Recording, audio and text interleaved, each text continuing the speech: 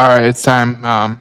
Look, I didn't want to come over here and overreact to the loss in LA for the Michigan State Spartans 45-31 loss to USC. I didn't think that was out of the question. I thought Michigan State would lose. There's no doubt about it. But the more and more I watched that game as it went on, and when it got to the end of the first half, that's where I really just I said, this guy Johnathan Smith is doesn't know what he's doing at all. Because you have a kicker who you had a kicking competition between 3 different kickers for the kicking job. You went into the one game with you or you didn't even know who your kicker was gonna be on long field goals. So you're like, "Okay, he's not gonna kick a field goal here. He's not gonna kick a field goal here. He's gonna use the players that he has, like Nick Marsh, like Omari Kelly, like Krishawn McCray, like Jake Velling, those guys, right? You think he's gonna use those guys? Take a little thing from Nebraska, what they did at Michigan. They threw a Hail Mary at the end of the half, and it worked. Now, a lot of times it doesn't work, but would you rather take a chance at a 7-point swing or a 3-point swing? Now, if you have a good kicker who can make a 50, 60-yarder kick, cool. Try him out there if that's the best of the percentages. But when you talk about Johnathan Smith, every time it goes back to his coaching malfeasance, whatever the case may be, he just never really makes the right decisions. You go back to the Michigan football game against Michigan last year, where he just totally pooped all over himself. The guy is not a good coach. The guy is not a good coach. Johnathan Smith is not a good coach. And all of the Michigan State fans are going to get all up in arms. But he is in his second year. I don't care if he's in his second year or not. The reality of the situation is he's in his second year, and you were 8 for 12. USC was 8 for 12 against your defense on third down. Oh, you gave up 523 yards. 523 yards. They were 20 for 26 in passing. They averaged 9 yards per pass. They they ran 289 yards on your ass. And then you think about it like this: they had a ton of penalties. They were 11 for 82. They still just totally destroyed you in time of possession. And they had a turnover. You didn't even turn over the ball. This is just maddening to me, man. The way that Michigan State is always known for is having a good defense. Whenever you look back at the good Michigan State football teams, good defense. You look at some of the best teams in the Big Ten, good defense. Michigan, good defense. Ohio State, good defense. You look at Indiana. I don't know what the hell Indiana is, but he's in his second year too. And look at Kirk Cignetti. So all you Michigan State fans that are like, "Oh my God, he's in his second year." Who gives a shit? The reality of the situation is this: I gave the defense a failing grade for Saturday. Alex Van Summer was your best player, 83.9 Pro Football Focus grade. I give the defense an F. They allowed 289 yards on the ground to USC, 6 players over 100 yards passing yards against, no sacks, and then you look at what else was bad with the defense? Let's look what was bad with the defense. Pass rush. What did you get? 6 pressures, no sacks. Cool. Most of the other teams in the Big Ten, they're over 20. And then you look at it like this. You go, okay, pass coverage. It can't be that bad. It can't be that bad. Every player in your defense, from Jeremiah Hughes, who was the lowest, he only got 50% of passes thrown on, but he got 2 for 1. He was 1 for 2.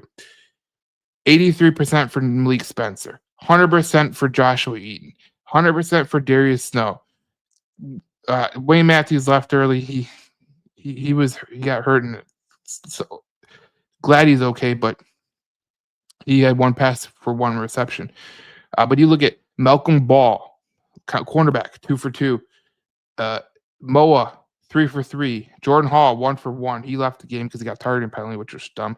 And then you got Anthony, the slot guy. He had 1 target and 1 reception. And then you look at how many yards did he give up. Malik Spencer gave 81. That's a pro safety that gave 81 yards. I don't think he'll be a pro if he has those numbers. Um, 40 for the but the reality of the situation is, look, I can look at the pass coverage and say that they're ass, okay? That's one thing. You got 6 pressures on the quarterback. You're not winning nothing. And those cornerbacks, those secondary, they're not getting helped at all. There's no one that's helping them. The pass rush was, the best pass rusher for Michigan State was Jalen Thompson. He had 3 pressures. Moa had 2. Alex Van Sumeren had 1. That's not going to win you no games in the Big Ten. It's not going to help you beat USC. And, a lot of people, they can go back and they say, Joe Rossi is a problem, right? Joe Rossi is a problem. Okay, I understand. Joe Rossi he could be a better coach. He could coach up this defense, but the reality of the situation is they just don't have talent. So if you don't have talent, I don't care who you're the coach of. I don't care what kind of coach you are. You're not going to win football games if you don't have the talent. So for me to blame Joe Rossi, no. I have to blame Johnathan Smith because ultimately he is the guy at the head of the table. All this talent that he got in offense, which Lamari Kelly and Nick Marsh and Aiden Childs and all those guys, and you just get, even with them having a great game, they didn't turn over the ball once. They were 9.8 yards per pass. They ran for 112 yards. They're 3.5 yards per rush. I mean, the rushing game is pretty brutal too. But when you see how one-sided it is for the Michigan State Spartans, that Aiden Childs has to have his best game or you lose. Aiden Childs played a great game. He had 0 interceptions. I mean, he played a pretty damn good game when you think about it. 12 for 21, 212 yards, 10.1 yards per pass, and then 3 touchdowns and a QBR of 81.7. But you look at the rest of the guys, man, it's just I cannot blame anybody else but Johnathan Smith. And I thought at the end of the half, when he made that dumb decision to kick the field goal, like if I had Harrison Butker, okay, who's one of the best kickers in the NFL, I'll take it. If I had Justin Tucker, pre-massage therapist, I'd take it. I would give Justin Tucker the opportunity to kick the shot. But when I'm in, college football. Most of these college kickers, not really that good. Just the reality. I mean, once in a while you get a great kicker, but usually it's pretty rare. It's pretty sparse. So am I going to trust my kicker, or am I going to trust my guy who's the quarterback of this team, who has a rocket of an arm, who I have a superhuman computer at Nick Marsh, and I have Amari Kelly, a speedster, and I have Krishan McCray, and I have Michael Masunas, and I have Jack Vellen.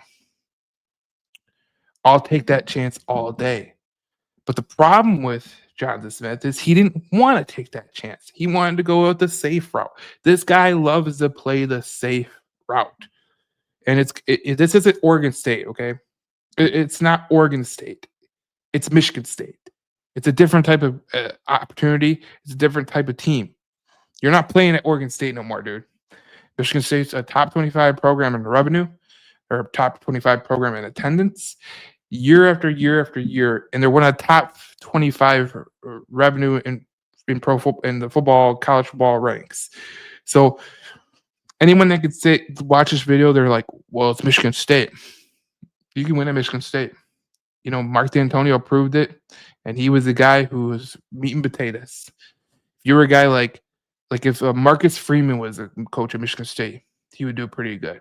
If Steve Sarkisian was a coach at Michigan State, he would do good. Dan Lanning at Oregon, if he was at Michigan State, he would do pretty good.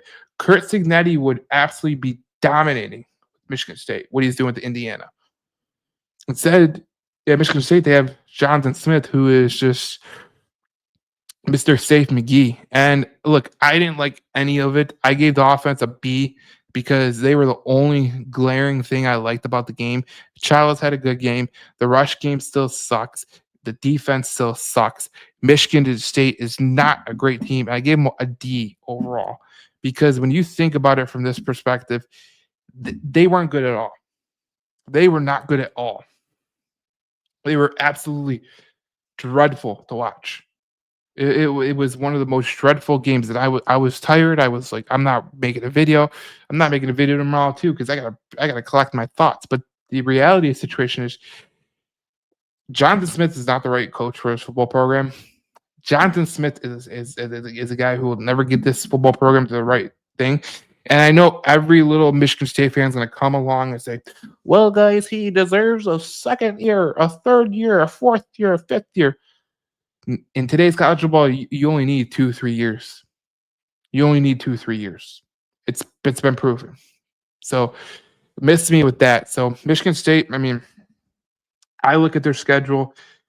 They go to Nebraska next after the bye week. They play UCLA. They should win both those games. If they don't, we got problems. They're going to get housed against Indiana.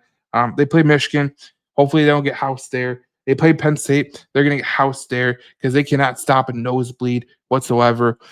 I'm totally bullish on this team.